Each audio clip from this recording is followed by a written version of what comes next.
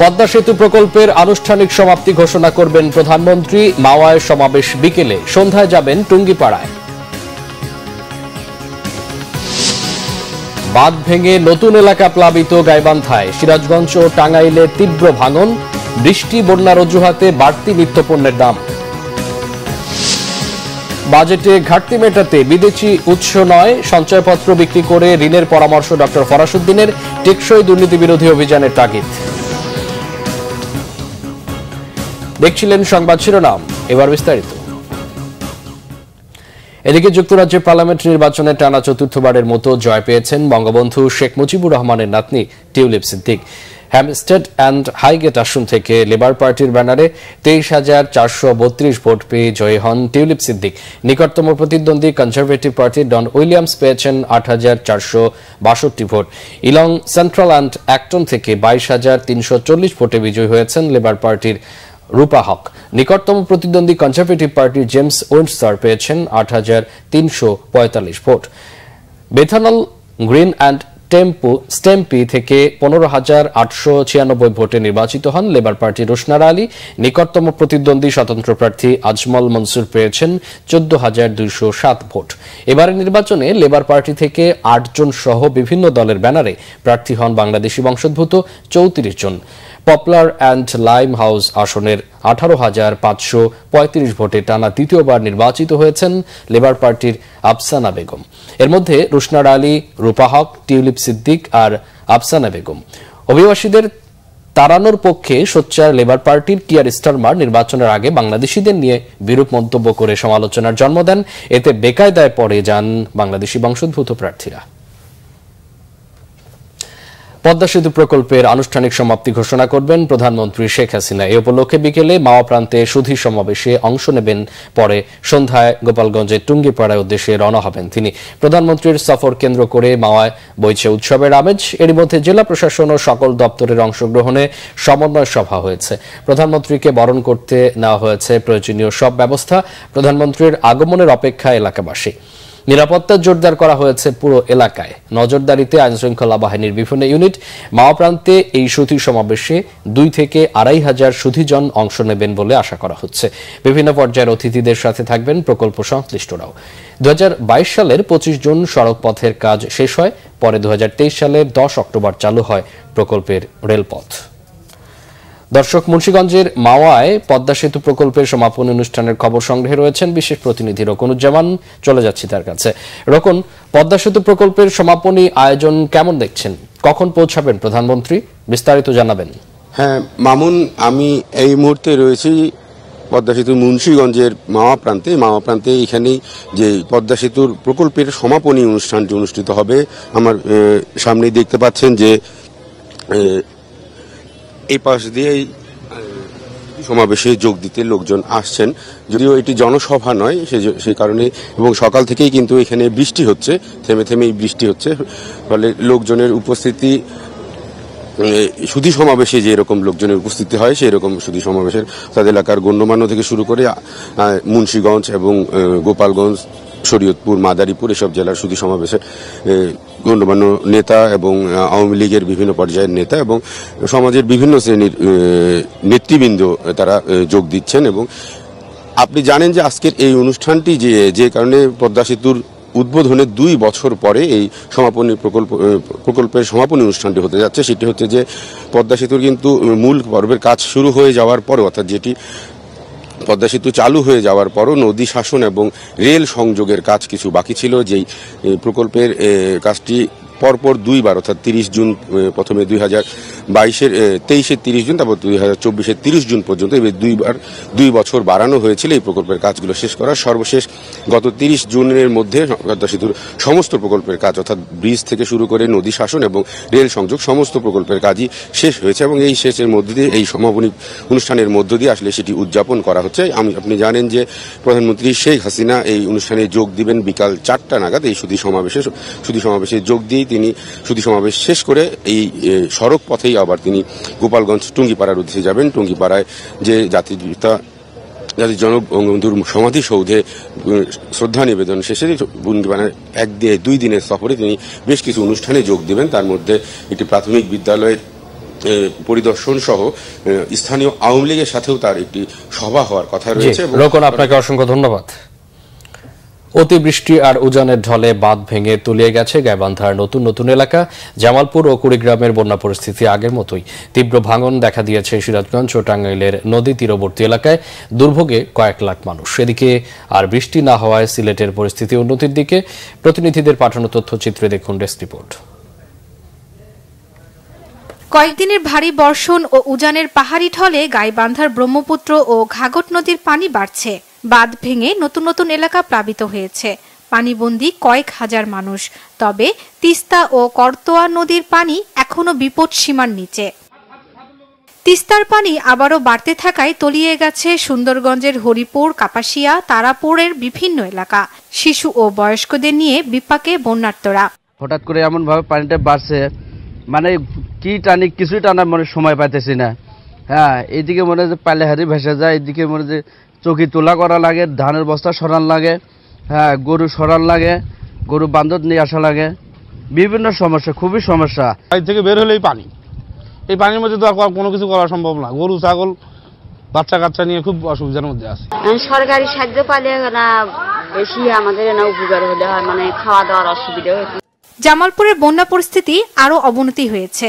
ব্রহ্মপুত্র, ঝিনাই সহ সব নদ নদীর পানি বাড়ছে। তলিয়ে গেছে কয়েক হাজার হেক্টর ফসলি জমি ও রাস্তাঘাট। বন্ধ শিক্ষা প্রতিষ্ঠান।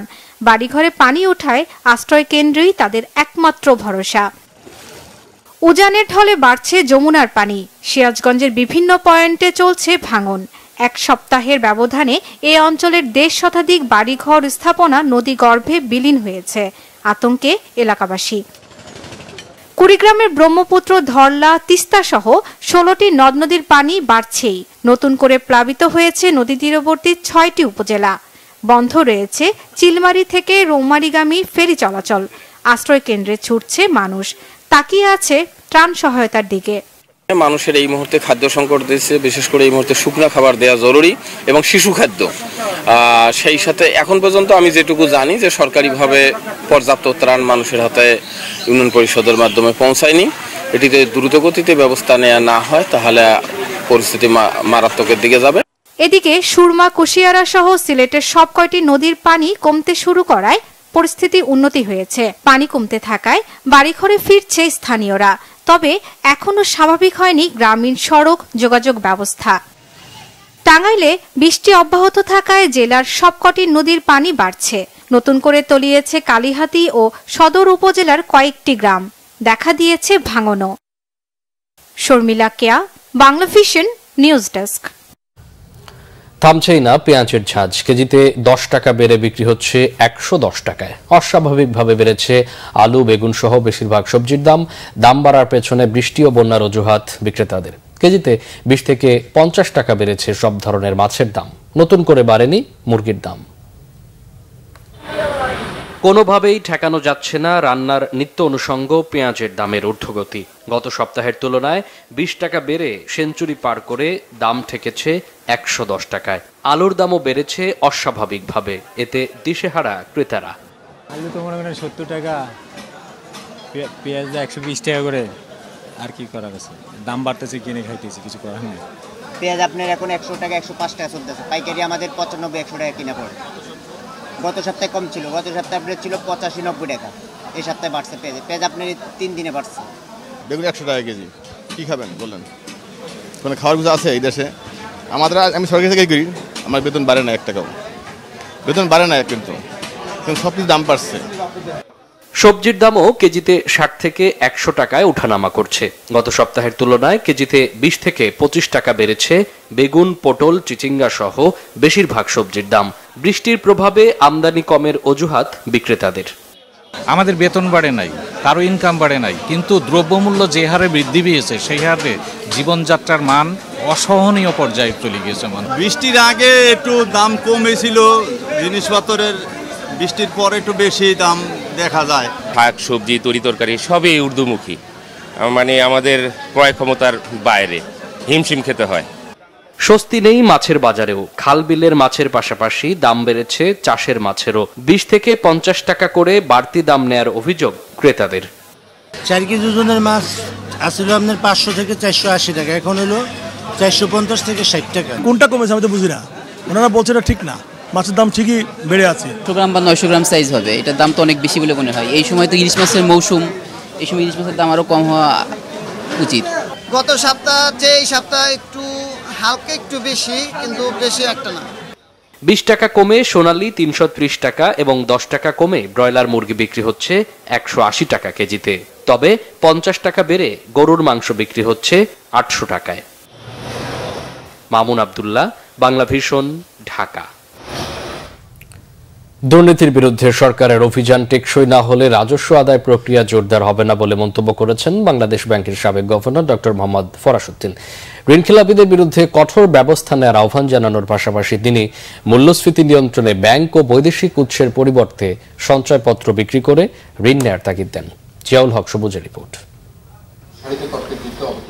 ডিবেট ফর ডেমোক্রেসির শুক্রবারের বিতর্ক প্রতিযোগিতার প্রধান অতিথি ছিলেন বাংলাদেশ ব্যাংকের সাবেক গভর্নর ডক্টর মোহাম্মদ ফরাসউদ্দিন। অনুষ্ঠানে ছায়া সংসদের স্পিকার হাসান আহমেদ চৌধুরী কিরণ দুর্নীতিবাজদের বিরুদ্ধে দৃশ্যমান শাস্তি নিশ্চিতের আহ্বান জানান।